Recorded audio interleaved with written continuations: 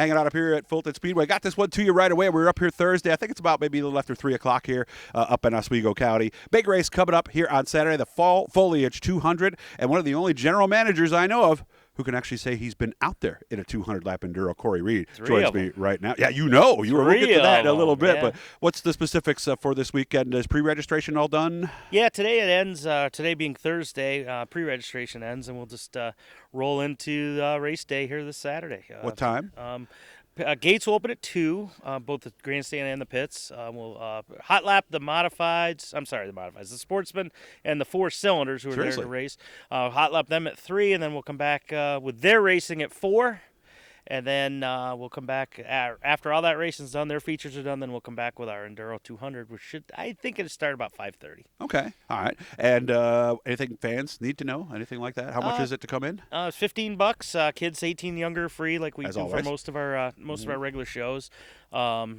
So, I mean, we had one in July at Burden, and this is really a backed by popular demand type event. Like, we really weren't going to do this. This wasn't on our original schedule, but there was so much demand, so many people asking us to do another one that we succumbed to the pressure. There you go.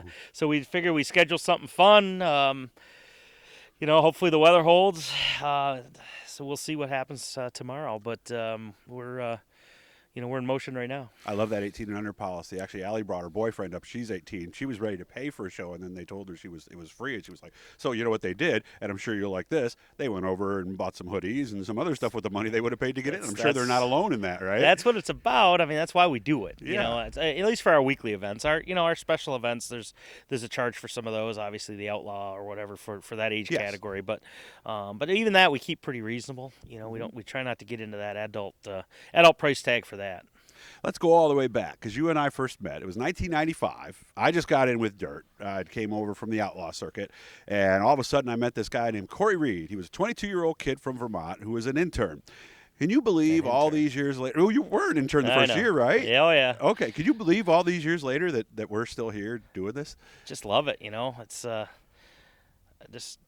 kind of liked Central New York, and I just sort of stayed and got in with the right people. I mean, Glenn was really good to me, Glenn Donnelly, for a lot of years, and working for the World Racing Group for a while, and then now with John and Laura White, it's been it's been really good. So I just really have never thought about leaving. I just sort of just love dirt track racing, and where else you're going to be where there's a ton of it, like right here. And, when did you really start to get in, Glenn? Because as the year went on, you kind of were like almost a sidekick to Glenn, and he would kind of explain things to you as things happened, why they happened. Why do you think you guys clicked so well right away? Because here you are, just like I said, just this 22-year-old kid. I was the only guy still left after Gary Spade went back to school. Oh, is that simple? Okay. Yeah, kind of like he needed somebody to help him get through the fall. But no, I don't know. I just probably just got lucky, I guess. I kind of was just supposed to be a summer gig, and I just sort of just never left. I joke with people. I came. So you were supposed to be gone in August? Yeah. And I didn't know that. And then, like I said, Gary was sort of my my supervisor that summer, Gary Spade. But he's of course a school teacher, and went back to school. The guy that had hired me initially, Doug Young, who's a good friend of mine.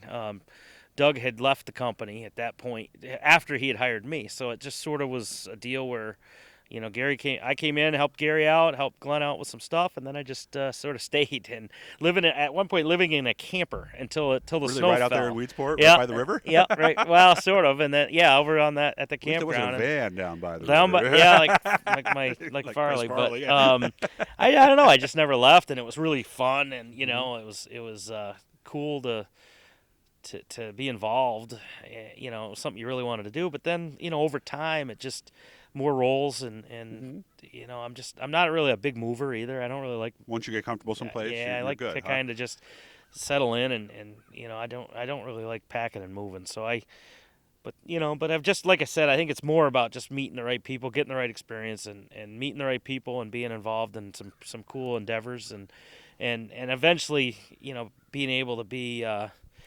I think when probably some of my more crowning moments were just, once you started earning the respect of some of the other promoters, some of the real promoters, the Stan Friesens, and at first you didn't, at first I was just just a kid, some kid or somebody that didn't know anything. And over time, I remember Howie Commander saying, Cory, you're not yet dry behind the ears. And I don't think he can say that now because 20-some years have passed. But, but just to be able to work with all those different promoters over the years, as well as all the racers. And so I've been pretty lucky. Yeah, and I remember my first Super Dirt Week being up in the tower. It was pretty cool for somebody who'd never been up there. And like you, I would imagine you were like me the first time just going, this is great, right? I miss Syracuse. Yes. Everybody misses Syracuse. Yes. But I don't miss walking up to that tower. And then you basically, once you got up there, across that roof, and once you were up there, you never left. Yeah. Like everybody used to say, why does Donnelly not come down here? You know why? It's not anything to do with him not wanting to talk to you. It's because you don't want to have to go back up. It was way far up there. Yeah, sometimes it get windy as you're going across that roof. Yep. And you feel some areas that would give a little more than others. You're like, man, I'm falling into the grandstand crowd. They're going to be talking about it. Oh, my God. And then I can remember some of the television shows there. One time, I think I actually got involved or had to be one of the guys up there. But where they put the spotters, right on the edge, like it was like crazy. We'd walk on this. You'd have to lean out, to see the front stretch. Yeah. We'd walk across this gangplank kind of thing, or down, this platform to go down to the tower, and those guys would then leave that plank or that that walkway and go out across the roof, and I'm like, not me. I did it once, and I went out there. So you're like me, once was enough. That was enough. I was like, good for you guys. I think Brian Spade was up there quite a bit, and no, thank you. I'm like, not for Pat Donahue, another good friend of mine. I remember he was up there like almost every year, I think, and I'm like, you can have it. Again, Enduro coming up, Fall Foliage 200 coming up this Saturday. Keep your eyes on the website, of course. There is some weather possibilities, so obviously, it's not 100% like Super Dirt Week was, but they're going to try what they do to get it in. We are going to make an announcement today, being Friday. Okay. Well, actually, I'm airing this on Thursday, so tomorrow. Oh, tomorrow. Not Dirt Diary. It was always figured tomorrow. You're always a day late. Yeah. Right. No, we'll make an announcement tomorrow afternoon, like, kind of a yay or nay kind of thing, what we're going to do. So there's a lot of Duro guys coming from a long ways away. Okay. So we got people as far away as 4 hours at least. So that's pretty cool. So hit the Blue E guys. Subscribe every time we're talking to somebody cool. I got something else coming up here in a little bit. Make sure to look for what I'm putting up next, guys. Okay. Cory, always good to see you. Let's make sure we get together this year, okay? Sounds like a plan, Doug. Thank you.